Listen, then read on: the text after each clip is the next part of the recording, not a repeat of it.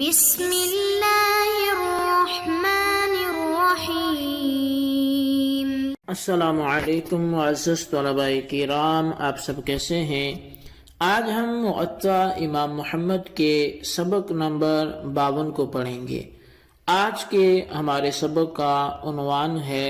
قرآن کریم کی تلاوت کی فضیلت اور اللہ تعالیٰ کے ذکر کا مستحب ہونا۔ آج کے سبق میں ہم دو طرح سے گفتگو کریں گے۔ ایک تو یہ کہ قرآن کریم کی تلاوت کی کیا فضیلت ہے، اس کی کیا اہمیت ہے،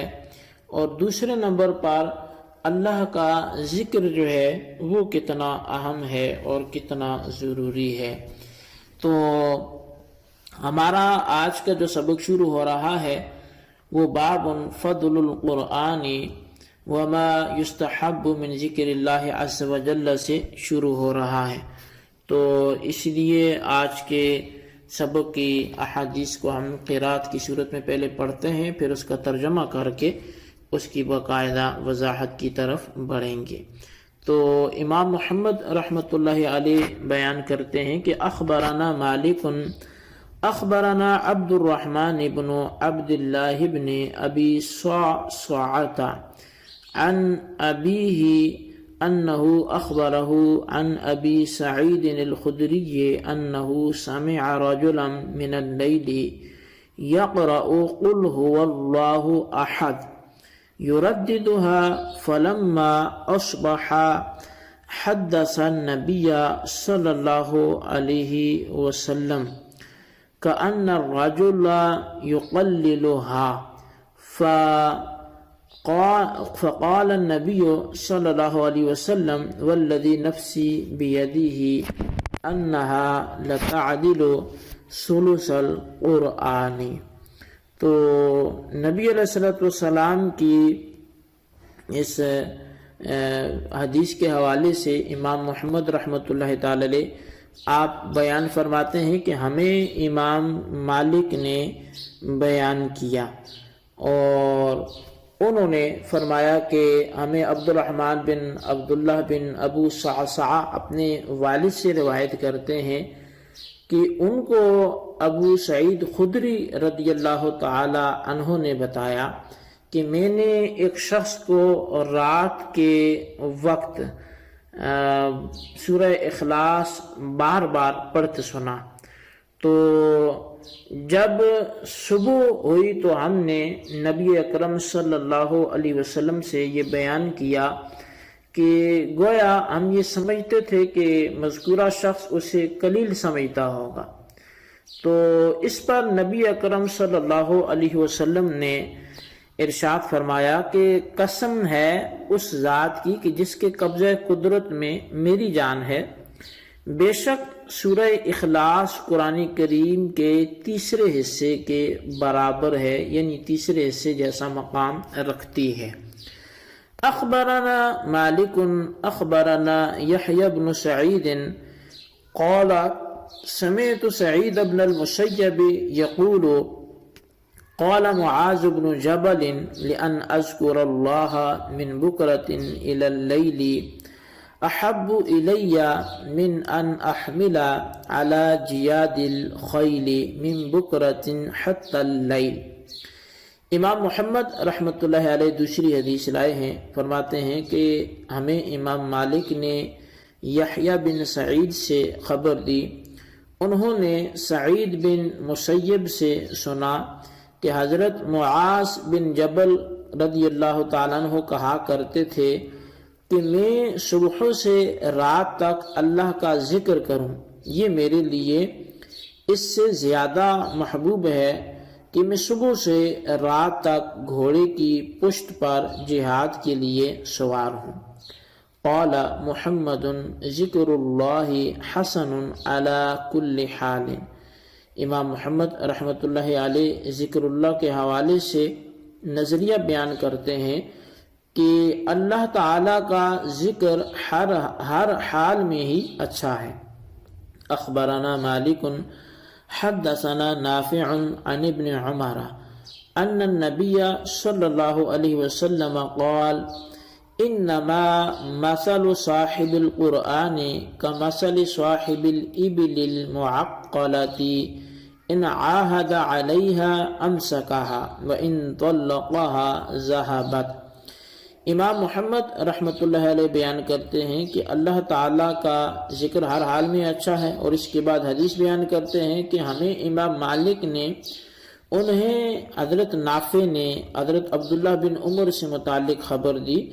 کہ نبی علیہ الصلوۃ والسلام نے ارشاد فرمایا، قرآن پڑھنے والی کی مثال اونٹ باندھنے والے شخص کی طرح ہے، اگر اس کا دھیان رکھے گا تو وہ رکا رہے گا،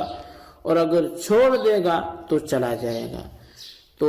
اب یہ حدیث کا سلسلہ یہاں پہ آ کے مکمل ہوا جو موطا امام محمد میں ہے۔ سورہ اخلاص کا ثلث قرآن ہونا یا تو اس اعتبار سے ہے کہ قرآن کریم میں علوم 3 قسم کے بیان ہوئے ہیں، اولاً توحید ہے، پھر شرائع اور تہذیب و اخلاق، اب یہ 3 علوم ہوں گے۔ شریعت کے احکام ہیں، توحید ہے اور تہذیب و اخلاق ہیں۔ تو ان 3 میں ایک علم یعنی توحید اس صورت کا وہ محور اور مرکز ہے، یا یہ کہ قرآن کریم کی 3 اقسام کی جائیں تو احکام قصص اور صفات باری، یعنی احکام قصص اور صفات باری تعالیٰ، چونکہ سورہ اخلاص صفات باری تعالیٰ بیان کرتی ہے تو لہٰذا اس مضمون کے اعتبار سے یا موضوع کے اعتبار سے وہ قرآن کریم کا تیسرا حصہ ہوئی، یا پھر ثواب کے اعتبار سے یہ ثلث قرآن ہے، یعنی قرآن کا 1/3 حصہ ہے، یعنی اس ایک سورت کی تلاوت کرنے والے کو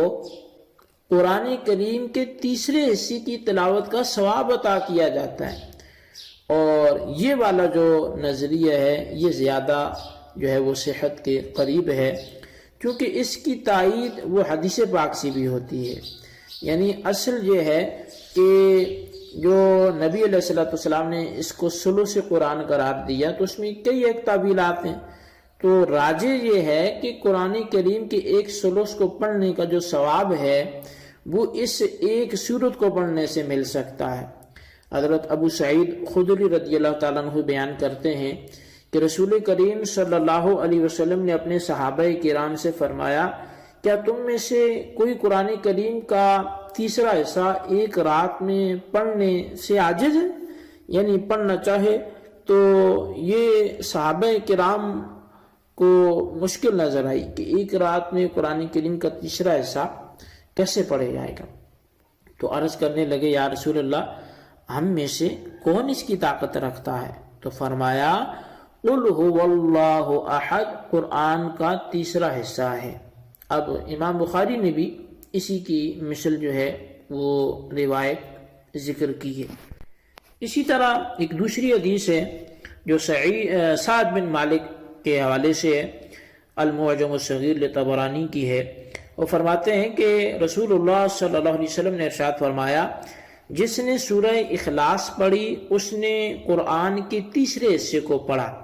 اور جس نے سورہ کافرون پڑھی قل یا ایھا الکافرون تو اس نے چوتھا حصہ قرآن کا پڑھا۔ اب حضرت سعد بن مالک فرماتے ہیں کہ مجھ سے میرے چچا یعنی سعد بن ابراہیم نے ابو سلمہ اور ان کو ابو ہریرہ رضی اللہ تعالیٰ عنہ نے بتایا کہ رسول اللہ صلی اللہ علیہ وسلم نے ارشاد فرمایا کہ جو صبح نماز کے بعد سورہ اخلاص 12 مرتبہ پڑھے گا تو اس نے گویا 4 مرتبہ قرآن پڑھا، اور فرمایا وہ شخص روئے زمین پر آج کے دن افضل ہے بشرطے کے صاحب تقوی ہو۔ اب یہ کتنی پیاری احادیث ہیں، ان احادیث مقدسہ سے وہ صاف واضح اور ظاہر ہے کہ سورہ اخلاص کا تیسرا حصہ ہونا وہ ثواب اور قراءت کے اعتبار سے ہے، مضامین اور علوم کے اعتبار سے ثلث یہ واضح نہیں ہے، کیونکہ سورہ کافرون کو چوتھے حصے کے برابر کہا گیا۔ اس اعتبار سے قرآن کریم کے مضامین اور علوم کی اقسام 3 کے بجائے 4 کرنا پڑیں گی، اور پھر 12 مرتبہ پڑھنے والے کو 4 مرتبہ قرآن پاک پڑھنے والا کہنا، یہ صراحتاً اس بات کی تائید کر رہا ہے کہ ثلث قرآن سے مراد وہ تیسرے حصے کا ثواب ہے۔ مذکورہ حدیث میں فضیلت قرآن کریم کے ساتھ اللہ تعالیٰ کے ذکر کی فضیلت بھی بیان کی گئی ہے۔ اگرچہ قرآن کریم کی تلاوت بھی ذکر الہی ہی ہے، لیکن اس کے علاوہ بھی کئی طریقوں سے اللہ تعالیٰ کا ذکر کیا جا سکتا ہے۔ ذکر الہی کی حضرت معاذ بن جبل یہ فضیلت بیان کرتے ہیں کہ یہ میرے نزدیک دن بھر عمدہ گھوڑوں پر سوار ہو کر جہاد کرنے سے بہتر ہے، حالانکہ جہاد کو افضل الاعمال کہا گیا ہے۔ تو ان دونوں باتوں میں کوئی تعارض نہیں ہے، کیونکہ جہاد جو ہے وہ کامل جہاد جو ہے مال خرچ کرنا، جان کی بازی لگانا، دل کا اخلاص، دعا میں توجہ، ہاتھوں کو قتال میں مصروف کرنا ہے۔ اگر جہاد ان تمام باتوں کا جامع ہے تو پھر تو وہ افضل الاعمال ہے، اور اگر صرف لڑائی مار کٹائی تک معاملہ ہے تو پھر ذکر خدا اس سے افضل عمل ہے۔ اور آخری حدیث میں صاحب قرآن کی مثال بیان کی گئی، جس سے مقصد یہ ہے کہ اگر قرآن کریم کا تقرار اور درس و تدریس جاری رہتا ہے تو پھر قرآن بھولتا نہیں ہے، ورنہ اس کا دل سے نکل جانا وہ بہت ممکن ہے۔ تو اس کا یہ مطلب ہوا کہ ہمیں جو بھی علم قرآن سے ملے، جو بھی شرعی مسئلہ پتہ چلے، تو ہمارے ہاں تبصرے بڑھ جاتے ہیں، عمل نہیں ہوتا۔ تو ہمیں چاہیے کہ ہم فوراً سے اس پہ عمل کر لیں۔ کہ میں نے ایک قول پڑھا تھا، کسی نے کہا تھا کہ جب علم آئے تو اس پہ عمل کرو، ورنہ آیا ہوا علم پلٹ کر چلا جائے گا۔ تو یہ بہت بڑی محرومی ہوگی کہ اگر علم آیا بھی لیکن عمل نہ کرنے کی وجہ سے وہ ہم سے رخصت ہو گیا۔ تو لہٰذا جو بھی قرآن کریم سے پڑھیں تو اس کو فوراً سے عمل میں لے آئیں اور اپنی زندگی کا حصہ بنائیں۔ اللہ تبارک و تعالی ہمیں عامل قرآن بنائے، آمین، بجاہ النبی الامین صلی اللہ علیہ وسلم۔